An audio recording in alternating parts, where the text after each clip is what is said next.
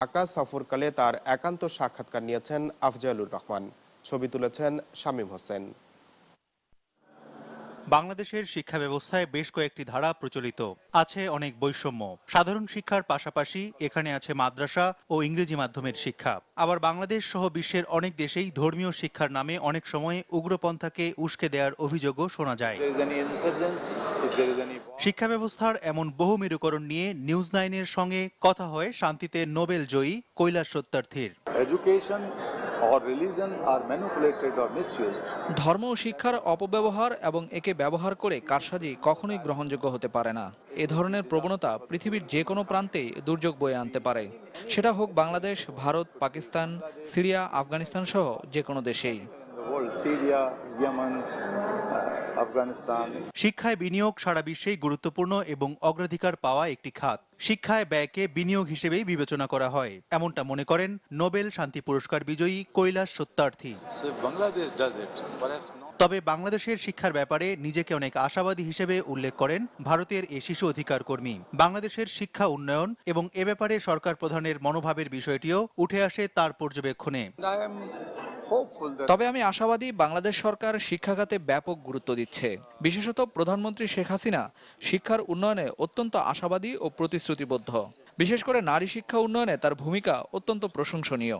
আর সেজন্যই বাংলাদেশের ভবিষ্যৎ নিয়ে আমি খুবই আশাবাদী। গত মাসখানেক ধরে মানব পাচার বিশ্ব গণমাধ্যমের বড় ইস্যু। পাচারকারীদের প্ররোচনায় সাগর পাড়ি দিয়ে অবৈধ পথে মালয়েশিয়া, ইন্দোনেশিয়া আর থাইল্যান্ড পাড়ি জমাচ্ছে মানুষ। নোবেলজয়ী ভারতীয় শিশু অধিকার সংগঠক কৈলাস সত্যার্থী গভীরভাবে নজর রাখছেন বিষয়টির ওপর। শিশুরা কিছু কিছু ক্ষেত্রে পশু বা পশুর চেয়েও কম মূল্যে বিক্রি হচ্ছে। মানব পাচার, বিশেষ করে নারী ও শিশু পাচার, পুরো পৃথিবীতে একটি সুবিশাল বাণিজ্য।